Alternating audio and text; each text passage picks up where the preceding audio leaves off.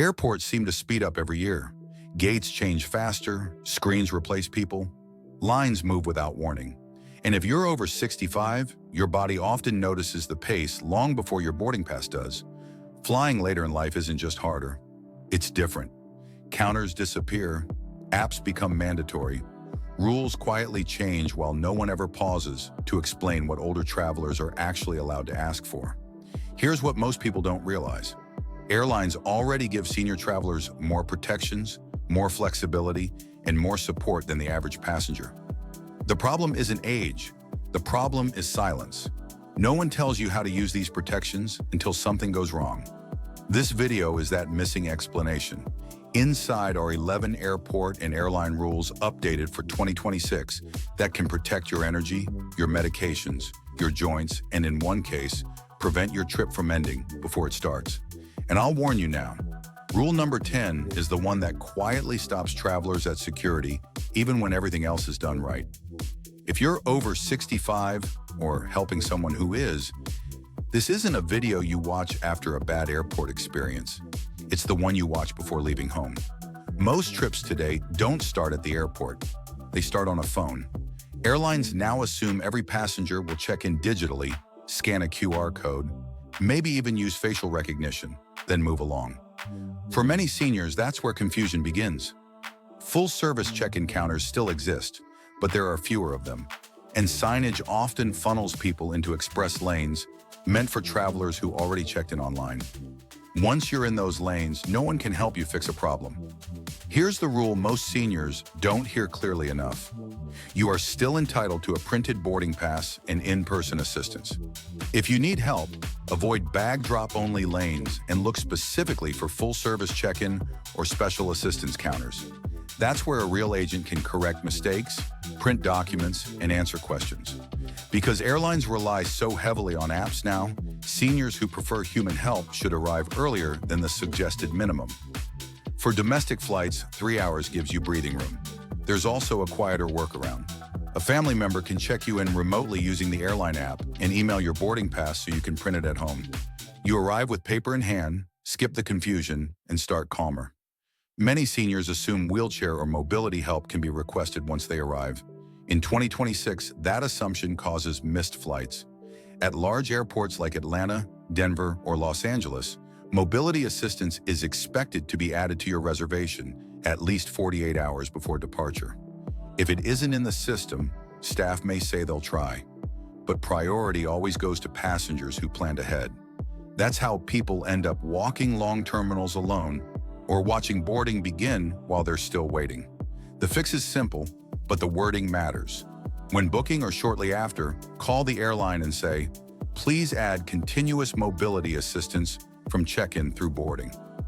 Those words do more than request a wheelchair. They tell the system you need uninterrupted support, not handoffs halfway through the airport. If long walks, standing, or rushing strain your joints or balance, treat mobility assistance as part of the ticket, not a last-minute favor. One phone call can save your strength before you even reach the plane. Many people believe early boarding is only for wheelchair users. That's not true. If you have arthritis, joint replacements, balance issues, or difficulty standing for long periods, many airlines consider that a mobility limitation, even if you walk onto the plane independently.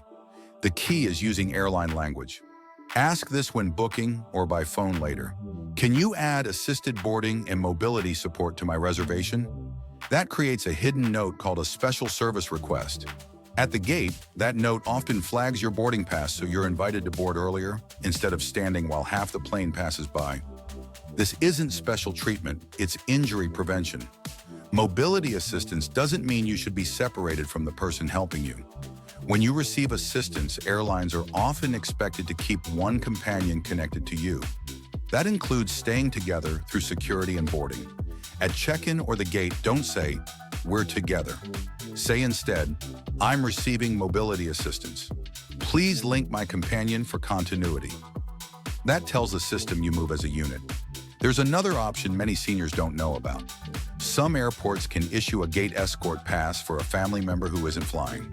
That person can go through security, walk you to the gate, help you settle, and stay until boarding begins. Simply ask, I have mobility issues. Is a gate escort pass available so my family member can assist me? It's not guaranteed everywhere, but it's common enough that it's always worth asking. For many seniors, security screening is the most stressful part of flying. Shoes, scanners, medications, implants. It can feel overwhelming. But TSA already allows more flexibility than most travelers realize. If you carry medical items like insulin, CPAP equipment, liquid nutrition, or prescriptions, TSA treats them as medical supplies, not toiletries. As your bag enters the scanner, calmly say, there are medically necessary items inside. That sentence alone often prevents unnecessary handling. For implants or pacemakers, you can use a TSA medical notification card or request a manual pat-down instead of a wand over sensitive areas. New scanners also allow more discretion. If removing shoes is painful or unsafe, explain your mobility limitation and ask about alternative screening. Medications cause more anxiety than boarding passes? In 2026, think in two categories, liquids and pills. Medically necessary liquids, including insulin and cooling packs, are not limited by the standard liquid rule. Declare them clearly. Pills are where international travel becomes tricky. While TSA allows pill organizers domestically, many countries don't. Some treat unlabeled medication as suspicious. For international trips, keep medications in original pharmacy containers with your name and dosage visible. Some countries also limit quantity. Always check destination health regulations before long trips. If you travel with temperature-sensitive medication, there's good news. A small medical cooler is usually treated separately from your carry-on and doesn't count toward baggage limits, as long as it's clearly for medical use. Use a labeled pouch or tag that says medical or insulin. Keep it with you, never in the overhead bin. As you board, politely tell a flight attendant you're traveling with temperature-sensitive medication and ask if it can be stored in a crew cooler. Many will help. Seats matter more as bodies change. A tight middle seat isn't just uncomfortable.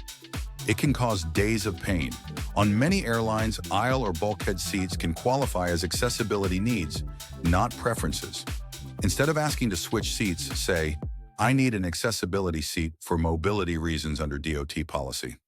That language reframes the request. If needed, ask to speak with the airline's complaint resolution official, a required role trained in accessibility issues. Large terminals can drain energy fast. Many airports now offer quiet rooms or accessibility lounges with softer lighting and less noise. These spaces are rarely advertised. Ask, is there an accessibility or quiet waiting area available? If you're listed for assisted boarding, that can help. Before your next flight, check your ID closely. If your license lacks a real ID star, it may not be accepted. Many seniors were never told this upgrade mattered. You'll need a compliant ID or passport. Biometric systems add another layer. If facial recognition struggles, having a second ID with a newer photo helps a human step in. Check your wallet now, not at the checkpoint. Senior fares exist, but they're limited. Most benefits are tied to specific ticket types, not fee waivers. The real value for seniors often isn't discounts, it's flexibility. Instead of asking for senior pricing, ask, which fare gives me the most flexibility if plans change? That's often the smarter choice. Airports won't slow down, but with the right preparation, flying after 65 doesn't have to feel rushed or exhausting. Pack medications properly. Check your ID early. Arrive with time the app doesn't suggest. Air travel isn't about keeping up anymore. It's about knowing what to ask for, when to pause, and how to protect your own comfort before someone else decides the pace for you. The more you understand the system, the less power it has to rush you. If this video helped you see flying a little differently, you're always welcome back here. We quietly break down the rules most people only learn the hard way, and we do it regularly. No pressure, just something to keep in mind before your next trip. Wherever you're headed next, take your time, travel steady, and arrive feeling like yourself again.